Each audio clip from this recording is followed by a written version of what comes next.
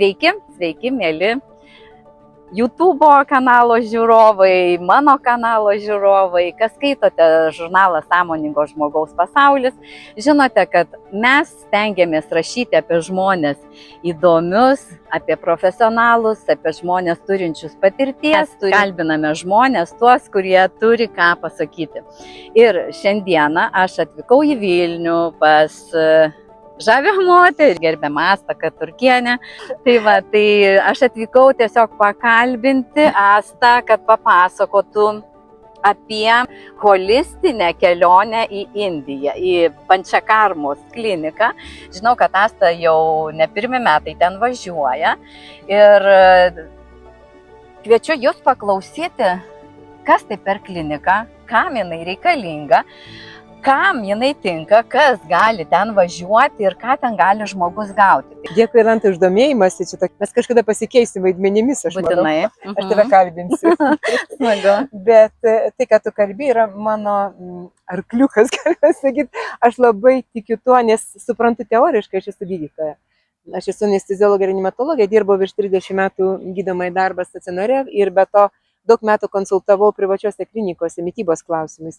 Gal 15 metų integruoju ir vedą, nes pradėjau ją studijuoti ir mokiausi Indijoje, ne tik Lietuvoje, ir tų Pančakarmos organizmo valymo procedūrų mokiausi pati, turiu sertifikatą, kad galiu jas daryti. Tai aš suprantu kaip gydytoja, aš suprantu, kas vyksta, kad organizmas yra užterštas, kokios pasekmės. Ir šiuolaikinė medicina nieko nesiūlo šitam lygmenį, nes toksinai, jie nematomi nei magnetinio branduolinio rezonanso metu, nei kažkokiu tai laboratorinių tyrimų metu. O tuo tarpu Ayurveda įvardina toksinus kaip vieną iš labai svarbių, bene pagrindinių ligų priežastimi ir nesveikatos priežastimi. Iš tikrųjų pastebėta, kad toksinai yra pagrindas, galima sakyti, daugelio ligų. Bet man vis žinai, kaip gydytoja, o man reikia, o kodėl? Aš vis kodėl čiuoju. O kodėl toksinai? Todėl, kad mes turim, Ayurveda sako, apie 72 tūkstančius įvairiaus diametro kanalų. Ir toksinams šalinti natūralių kanalų neturime. Mums duotas suoprotis, mums palikta taisyklės, kaip mums gyventi. Lietuvių liaudies tautosakoj visa išmintis. Taigi ten ir dienos režimai, ten ir mąstymo, ir nekas dobės kitam pasikris. Ir tiesiog ir su vištom gulės, su galdžiais kėlėsi žmogus ten ir taip toliau. Tai mes, čia nieko importuoto dabar nėra mūsų kalboje. Gal žodžiai nauji, bet noriu pasakyti, kad toksinai yra nebaigtas virškint maistas, vienas variantas, arba iš išorės gaunami visokie cheminiai elementai. Ir kad mes jiems šalinti neturime kanalų, kaip sakiau, bet turime natūralioms atliekom šalinti. Tai reiškia inkstai, virškinimo traktas ir oda. Ir toksinai kaupiasi tuose tūkstančiai skaičiuojamose kanaluose. Ir gerai, mes turim storų tokių plačių kanalų, kaip stemplė, ten ryklė, bet turime kapiliarų lygmens, kapiliarų, kur prasiskverbia viena ląstelė viso labo. Ir tais kanalais sklinda viena, kad nerviniai impulsai, teka kraujas, limfa, prana, gyvybinė energija, oras cirkuliuoja. Tai reiškia, jeigu kanalai kaupiasi, jie ir mechaniškai užkemša kažkokius tai trukdo tiems gyvybiniams procesams vykti. Čia turbūt tas, kaip sako, limfosastovis būna. Vienas iš variantų. Bet kita vertus, pavyzdžiui, cholesterolio kaupimasis ant arterijų sienelių irgi yra viena iš toksinų formų. Cholesterolis. Tai nes jis kenkia. Tai o Pančakarma yra pančia 5 veiksmai. Tai yra labai senovinė organizmo valymo metodika, giluminė, nėra giliau. Ir yra 3 etapai šito veiksmo ištesto laike, nes tai yra ne vienadienė procedūra. Ir idealu, jeigu ne savaitės, mes vykstam 3 savaitėm, galima 2 savaitėm vykti, bet trumpesniam laikui, nežinau, tai yra ne tai. Kiek metų ta klinika dirba Indijoje ir kiek kartų jau patys ten? Labai geras klausimas. Kadangi ir aš rinkau pagal rekomendacijas, pagal kainą ir pagal pasiūlą, kas įeina tą kainą. Ir iki COVID mes čia buvom suplanavęs į kitą kliniką, bet taip ir viskas. Ir mums neleido niekur pajudėti, taip ir neišvažiavome. Bet Ir pirmą kartą į šitą kliniką mes atvažiavom su vyru kaip pacientai, išbandyti savimi. Nes jeigu kvieti žmonės, reiškia prisimė atsakomybę už kokybę. Ne mes ten atliekame tas procedūras, bet kviečia kažkas pasitikė manim, tarkim, kaip išmanančia tos ryties specialistė. Ir ta klinika, kas man labai patinka, kad ten yra autentiška Arveda ir kad jinai perdodama iš kartos į kartą. Kad ten jau ne pirmą kartą dirba ir mūsų ta klinikos, mūsų sakau, į tą, kurią skrendam, klinikos vadovai jau ateina su mažu vaiku į darbą. Tas mažas vaikas, aš tikiu, kad jis tame, jis tuo gyvena. Tai ten galima sakyti, kad gal šeimos klinika kažkokia? Taip, ten yra šeimos ir aš juos labai gerbiu, ten didžiulis užimtumas. Mes iš anksto rezervuojam grupiai vietą prieš metus, bet jie nesiplečia. Jiems siūlyta buvo daug kitose šalyse steigti filialus, bet jie atsisako, aš labai gerbiu, nes kokybės neišlaikysi. Taip. Aš žinau, mes patys turime Arvedį masažų konsultaciją studiją Satviką ir mes nesiplečiam, mes nepriimam netgi kitų dirbti, todėl kad negalim garantuoti už kokybę. Tai va, ir jie dirba. Ir man labai patinka pati savininkė tos visos klinikos didžiulės, ten labai didžiulė klinika. Įsivaizduokite, jeigu abiejų sugrys 46 masažinės yra klinikoje ir ne vieną pamainą ten dirbama. Tai galima pagalvoti, kokios apimties kliniką mes kalbam. Jau tikrai. Tai va, ir ji pati ir arbatą nešioja, kada gerim lydytą sviestą gytėm ir citriną papjausto ir taip toliau. Visą laiką pati spaudimus matuoja iš ryto. Kas man dar labai patinka, kodėl tą kliniką renkuosi, aš gydytoja vėlgi, tai pradžia viso to valymo procedūrų prasideda nuo išsamios gydytojo konsultacijos. Vieną žmogų išklausinėja ir pulso diagnostiką daro ir jam asmeniškai skiria procedūras ir dar, tai kas man patinka labai, kad visą parą budi gydytojai. Tu nesi vienas, visą laiką priežiūroje. Jokių būdų. Yra telefonai kiekvienam kambarį, prašmatniam erdvėm. Visą laiką gali skambinti ir visą laiką prašomi skambinti. Ir kita vertus, kad kiekvieną rytą, tą darbo dieną vadinu, nes ten labai daug procedūrų, einam kaip į darbą, ten yra ką veikti. Masažai bent jau 3 valandas kokias trunka dar. O po žarnyno valymo iš viso 4,5 maždaug trunka, su visomis pridėtomis akių, ausų, nosies valymais, šerodaro aliejus voniam ir taip toliau. Tai ir kiekvieną rytą gydytoja prašo būtinai ateiti pas į kabinetą, pamatuoja kraujospūdį, pasveria ir visada klausia, kaip miegoji, kaip žarnynas, kaip savijauta. Ir pagal tuos atsakymus jie koreguoja gydymą, jeigu reikia. Bendravimas su gydytoju, kokia kalba? Jo, ir ačiū, kad paklausė, nes klausė šiaip anglų kalbą, bet yra vienas gydytojas, kuris puikiai kalba rusų kalbą. Taip, labai gerai išmokęs, mane stebina. Kita vertus padedam. Tengi labai paprasta, o masažiniai tai tengi kūno kalba. Verstis ten kaip.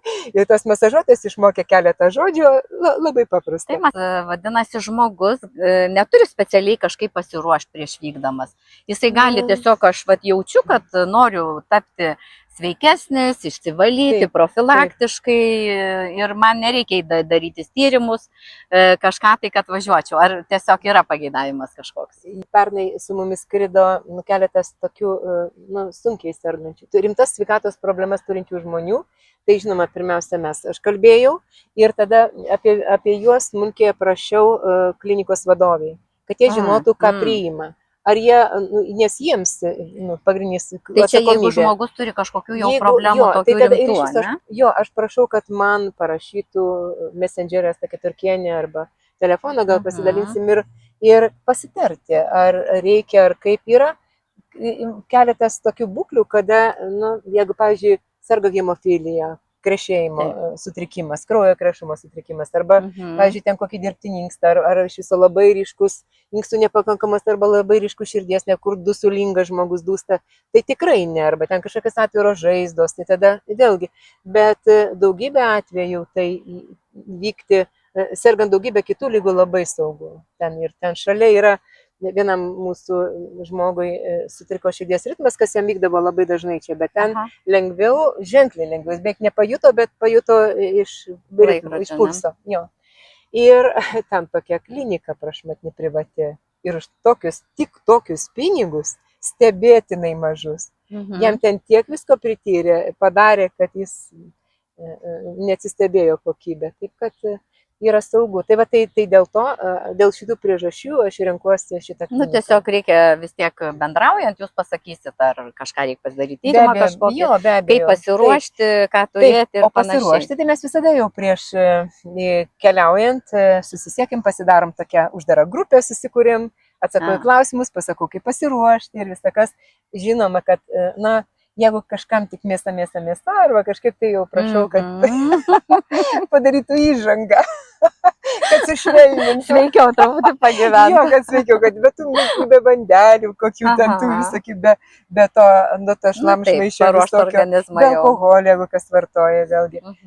Ar rūkantiem, mačiau, ten parūko žmonės, jie yra, kas važiuoja, tai vis tiek daug geriau negu nevažiuoti, tai daug geriau yra. Tada apibendrinkim, tarkim, ką žmogus ten nuvykęs gali pagerinti savo būsenoje, savo savijautoje, tiesiog ką jisai gaus, ko galima tikėtis. Mums moterims pradėjo, žinoma, mūsų formos, mūsų ten tie celiulitai, odos stangrumas, čia jau mums, aišku, bet čia gerai. Bet šiaip tai, jeigu taip einam gilyn, mes daug kas gyvenam skubėjimą stresę. Ir ta lėtinio streso metu keičiasi mūsų biochemija. Ten ir yra daug tyrimų, aš googlinausi, pasižiūrėjau, kiek yra tyrimų susijusių su pančakarmos naudos sveikatai atlikta, kas yra įrodyta. Tai įsivaizduok, riebaluose tirpūs toksinai mūsų organizme vyrauja. Ir tie riebaluose tirpūs toksinai, jie pančakarmos metu, iš kitos aliejinės procedūros ir vaistai, juos padaro netirpiais. Ir tada netirpus gali šalinti su per inkstus, su tulžies rūgštimis, per prakaito liaukas. Įsivaizduoji, kaip yra. Vyksta stiprus valymasis. Galingas valymasis. Ir tai yra atsinaujinimas, atsijauninimas iš giliai. Kita vertus, mes nukraunam organizmą, nesgi nakties metu mes valomės. Žinai, jeigu mums reikia išvalyti butą, kuris apšnerkštas, taigi kiek energijos kainuoja ir kas naktą daryti. Bet jeigu dulkeles pavalome, tai reiškia, mes nukraunam energiją ir ta gyvybinė, reiškia, nukraunam organizmą, o ta gyvybinė energija lieka sveikatinimas, reiškia, imunitetas stiprėja.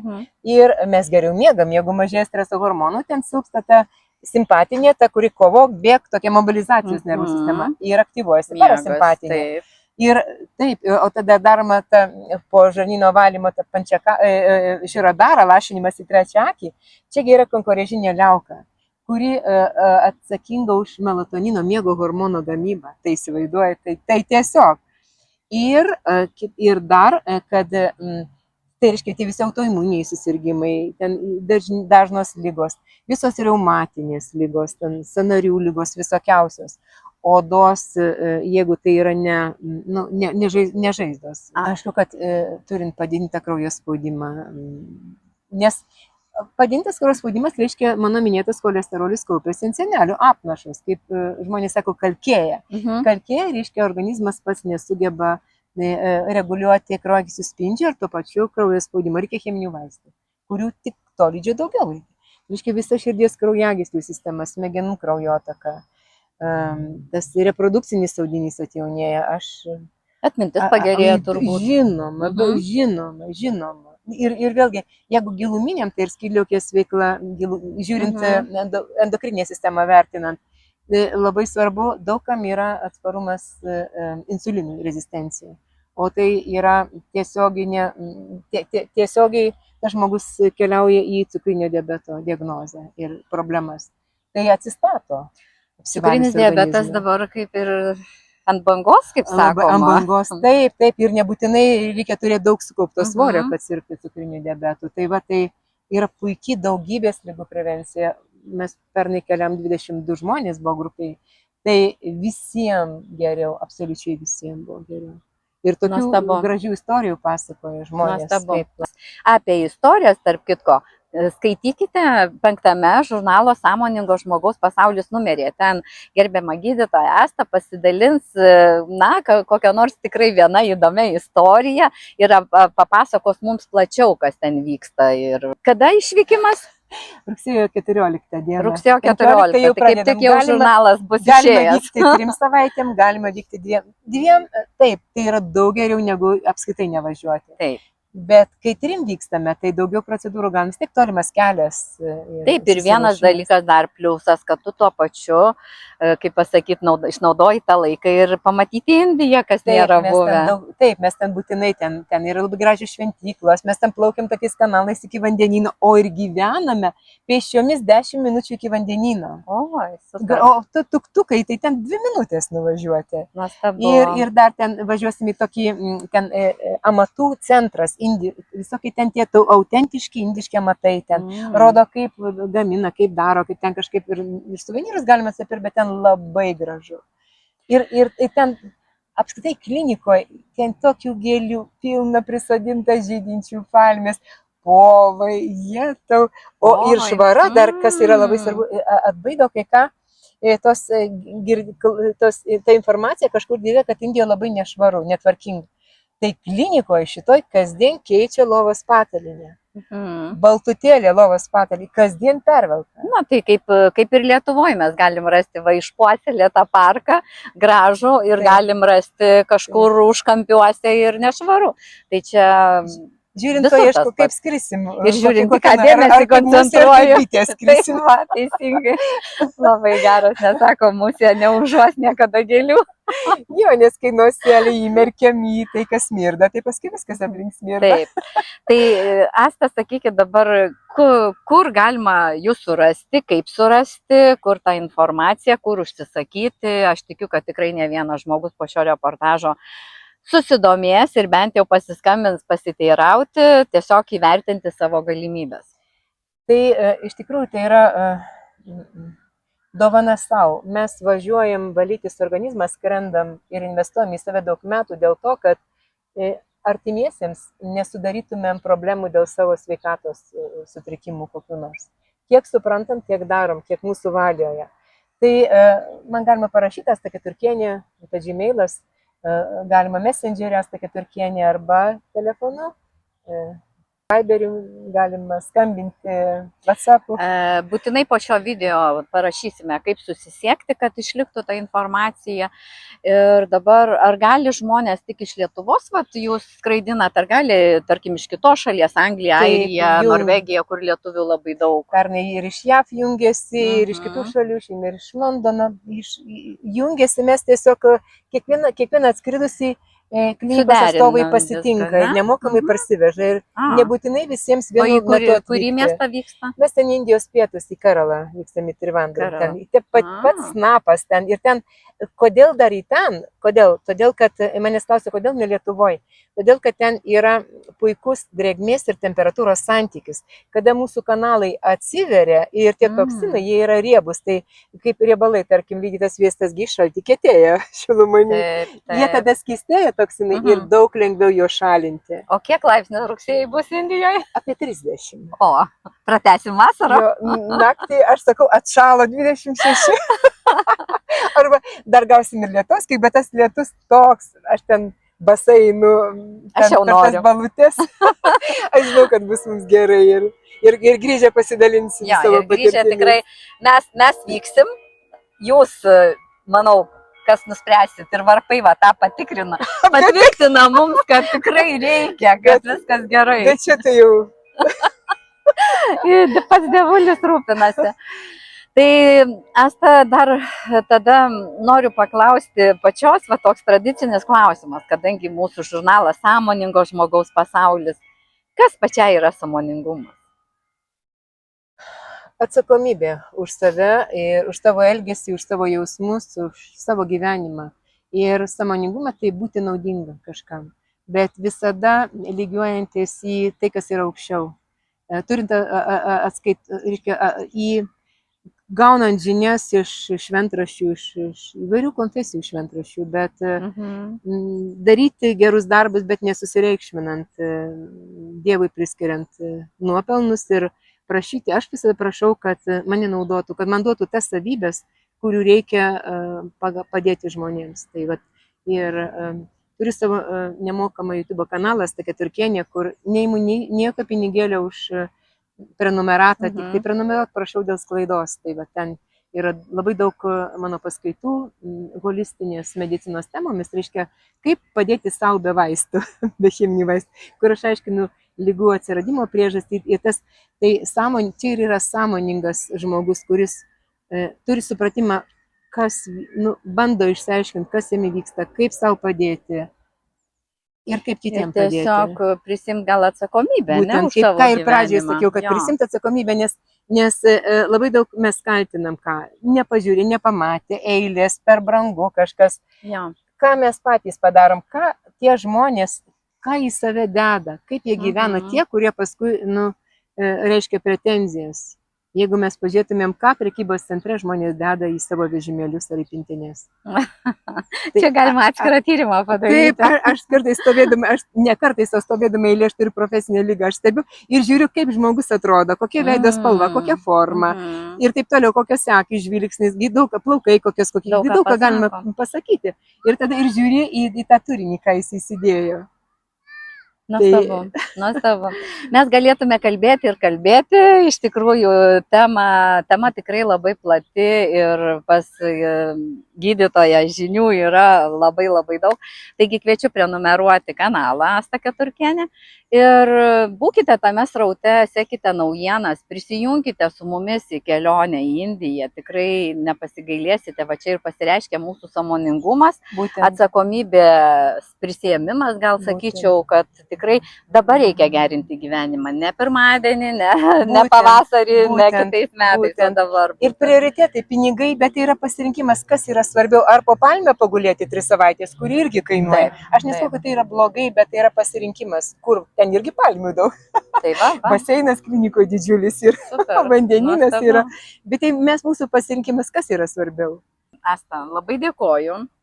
Linkime gero laiko, saugios vasaros, būkit energingi, žvalūs ir, žinoma, sąmoningai to siekti kviečiame. Ir saulytės širdyse. Širdyse svarbiausia. Ačiū labai už domėjimąsi, už žinios nešimą, Jolanta. Ačiū.